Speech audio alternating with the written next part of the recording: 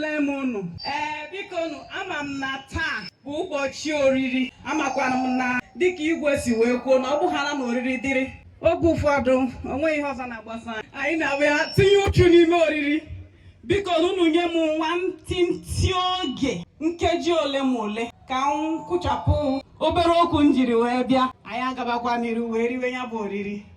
Ọkwa ya anyị. Biko unu tiere m Igbo amaka. Naanị ndị ọchị na-eti ya. Ndị nọ n'akụkụ ebe enyi anyị nwere ike itinye m Igbo amaka.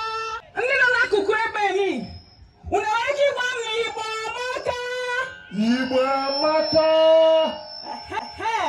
Ekele m unu. Afọ ole ma ole gara aga oge m bidoro wee kụzibe nkụzi na mahadum Harvard. Ụbọchị mbụ m gbara klaasị m wee jụọ ajụjụ jụọ ụmụ akwụkwọ m sị ha kedu ihe unu ji chọrọ ịmụrụ asụsụ Igbo.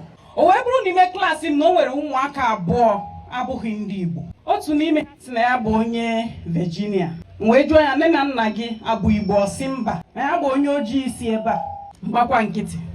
Njụ onye nke ọzọ si na ya bụ onye Sierra Leone. M wee jụọ ya kedu ihe iji chọrọ ịmụrụ asụsụ Igbo. Otu n'ime ha wee sị na ọyị mama ya bụ onye Igbo, na nwaanyị ahụ hụgidere Igbo n'anya. Hụgide Igbo n'anya na-egosipụta Igbo. Ihe niile gbasara nwaanyị ahụ bụ Igbo Igbo Igbo. Nke mere na mama ya bidoro na-asụzi Igbo ka onye Igbo, na-emezi omume ka onye Igbo n'ihi ọyị mama ya ahụ. Mgbe ya bịara Harvard wee sị ya na enwere ọtụtụ asụsụ dịgasị iche iche, ị ga-ahọrọ otu n'ime ya wee mụọ. O wee kọwachara mama ya nekwa asụsụ dịgasị. Ozugbo ya kwuru Igbo, nne ya nwalie ti Igbo.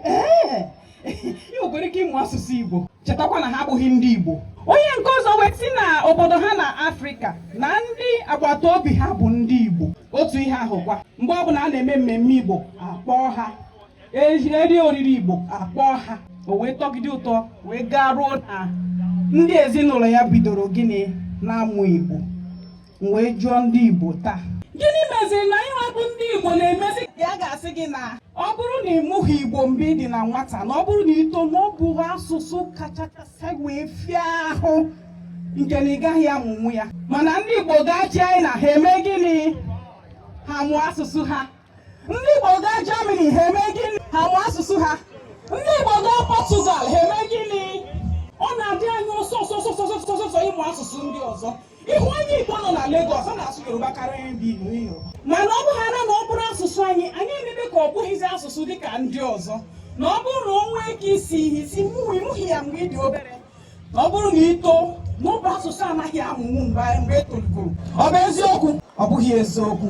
Asụsụ dị mkpa. Ọkụnụ hụrụ na isiokwu anyị taa bụ gịnị? Igbo amaka. Ihe niile bụ Igbo zọdoro ụkwụ n'asụsụ.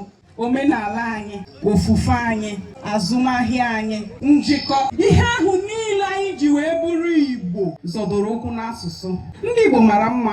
Igbo mara mma n'ezie. Ndị Igbo nwere ebube. Nna m sịrị m na ọ nwere ebube na-edu anyị ije. Nna m sịrị m na mụ gaba njem na m echefula ebe m si, maka na Chijie onye matara ụzọ n'ihe na larube ya. Ebe ọ bụla niile ka anyị hụ nwaanyị n'anya ka ụmụnne esegodi okwu sere ụmụnne anaghị eru n'ọkpụkpụ. Igwe bike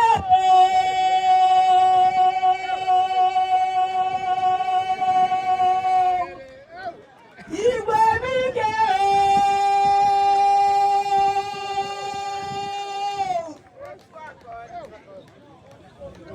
aga m emetụ ụfọdụ ihe mere ka na Igbo mara mma, maka na dịka onye na-akụzi n'ụlọ akwụkwọ, ọ bụ ịgba ama ka esi ama ihe na-ekwu. Fact. Ọkwa ndị na-ebe a mara anụba aha a na-ekwu ọla ya nụ ọkwa ya. Mana o nwere akwụkwọ o dere nke a na-akpọ biography. Ọkwa ya. O wee dee n'ime akwụkwọ ahụ wee sị na home like I remember it, that we do not have idleness. Anaghị m ekwu otu ya, mana m ede ihe o dere. Ya bụ na enweghị onye na-anọ nkịtị. Mmadụ niile nwere ihe ọ na-eme. Ọzọ bụ na ndị Igbo anaghị ayọ ayịyọ.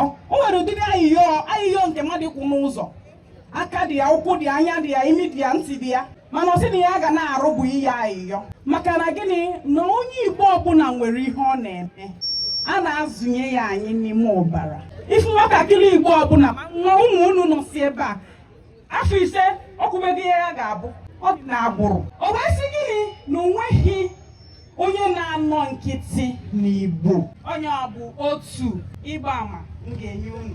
Ọzọ wee bụrụ gịnị, unu mara na ihe dịka afọ 1588 tupu ndị ọcha wee bịa kụziere anyị ụzọ ọzọ, na ya ebidogo wee na-ebupụ mmanụ site n'ala Igbo.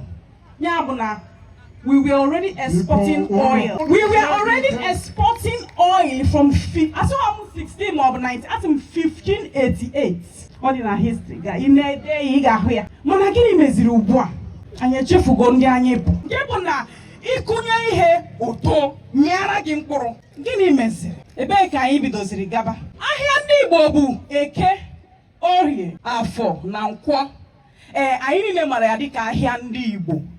Mana ihe anyị na-amaghị bụ na ahịa ndị Igbo abụghị naanị ụbọchị ahịa, na ndụ ndị Igbo niile zọdọrọ ụkwụ na azụmahịa ụbọchị ahụ a sị n'ahịa ndị Igbo. Ọdịdị ụwa nke a na-akpọ East, West, North and South, ọwụwa anyanwụ, ugwu na gịnị ndịda, na ọ zọdokwere ụkwụ gịnị na ahịa ndị Igbo. Unu nee ya anya na bekee ọ dị ụzọ anọkwu ya.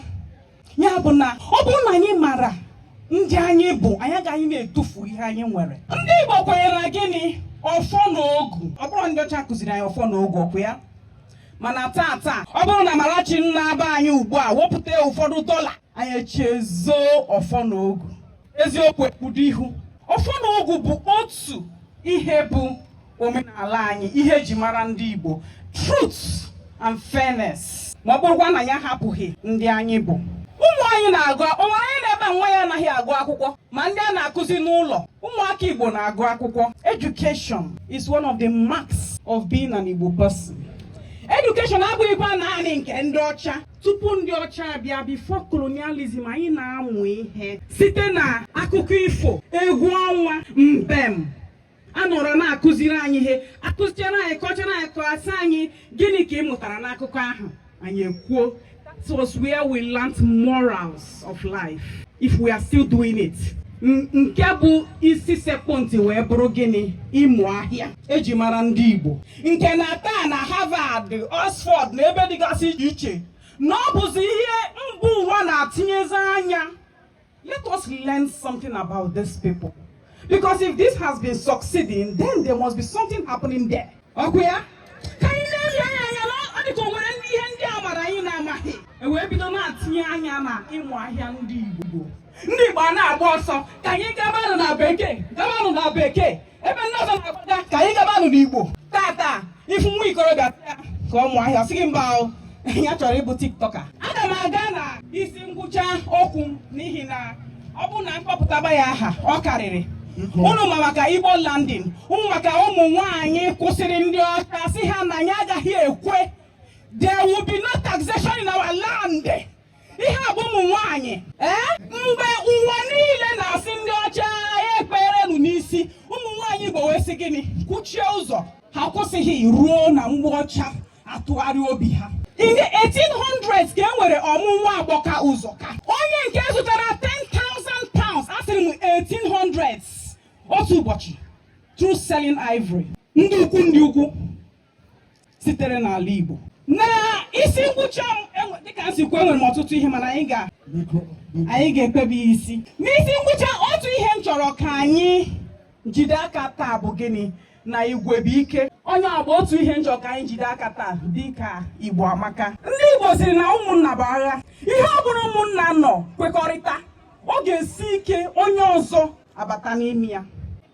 Eweta aka ọnụ eju. Anyụkọma mmiri ọnụ ọgba ụfụfụ. Gịnị kpataziri o ji bụ ọ bụrụ na onye ọcha pụta ebe a ugbu a kwuo okwu, anyị niile aṅụrị ibe atebe egwu. Mana onye Igbo mepe ahịa, anyị agafee ya.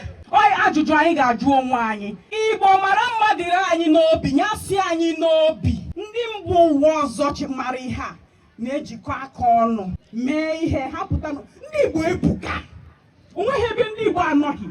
Ikike ndị Igbo karịrị akarị mana abịazi anyị na-emezi ka anyị na-echefu ike anyị nwere ebube nke okike kere anyị nyere anyị ya bụ na aga m asị ka anyị ghara ichefu ya. Na eji m akwụkwọ abụọ m chọrọ inye ụmụaka abụọ ebe a.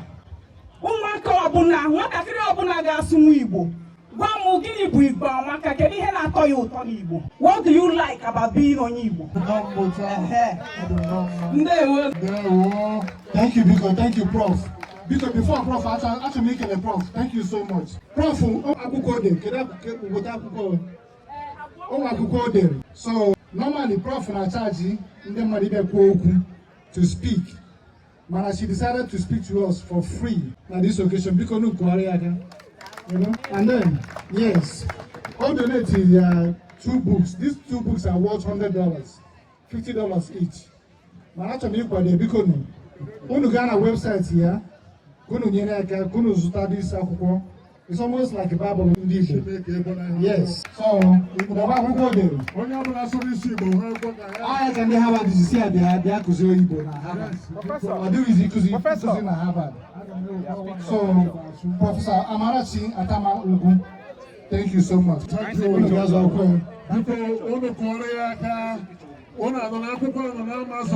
On Amazon.